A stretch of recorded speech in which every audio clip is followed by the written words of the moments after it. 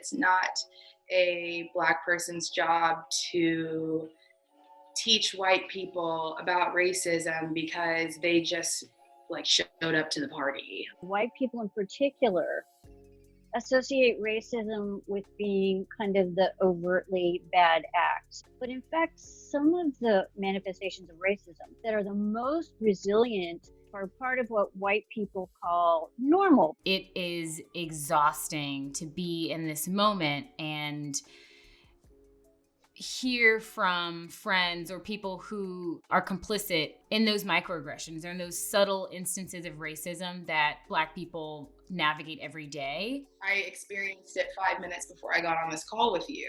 People all across the United States are probing how we deal with race more critically and incorporating more anti-racism into their everyday lives.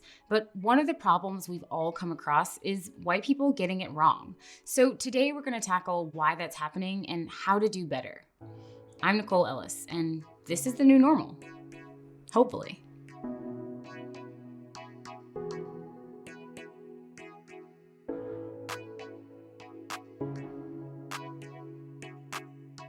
I have about 70 unread texts right now, and not because I'm avoiding it, but just because I don't have the room for it. I can't answer the same question over and over again. Tiffany is a professional hairstylist in Austin, Texas, who's been really vocal about her frustration with her white friends. And a lot of Black people agree with her.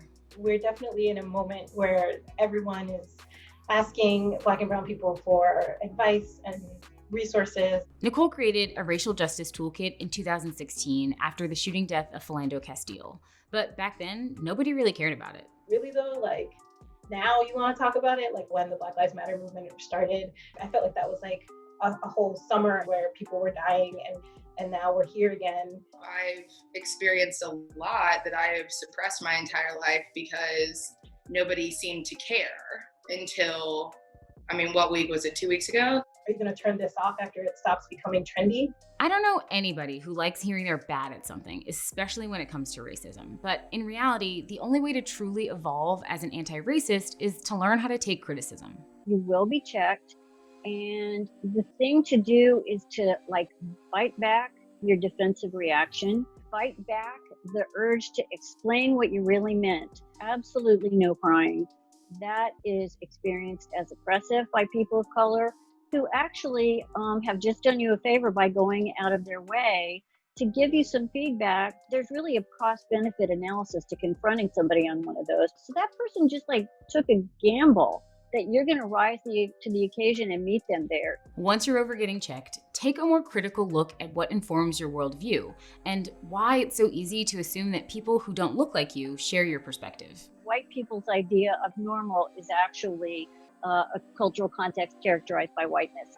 So educating yourself about what whiteness is, where whiteness resides in everyday life, in everyday assumptions, everyday practices, how that results in the living while Black scenarios. Another great way to educate yourself is to read.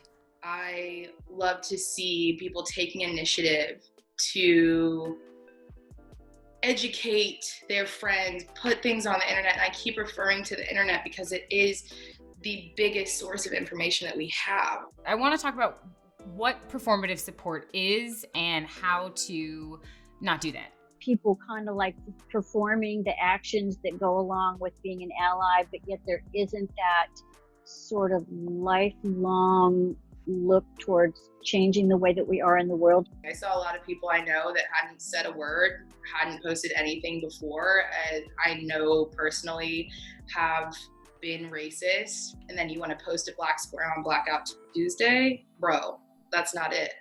Anything can be performative if you're doing it without commitment and you're doing it without follow-up and you're not doing it as a way of life. What's needed is a new way of life, a new anti-racist way of life, a new normal.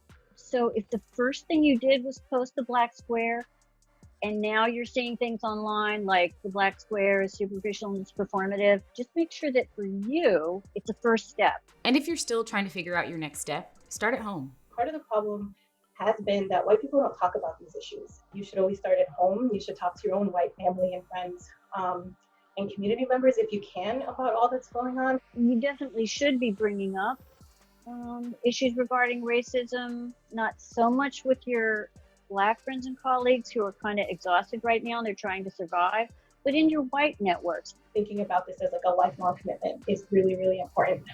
The struggle is not going to end overnight. Black people have been surviving racism for their whole life. Just be about doing the work and taking up your role in helping push those movements forward. We're going to continue to cover stories like this, so stay tuned. For more stories like this, find us on thelily.com and washingtonpost.com.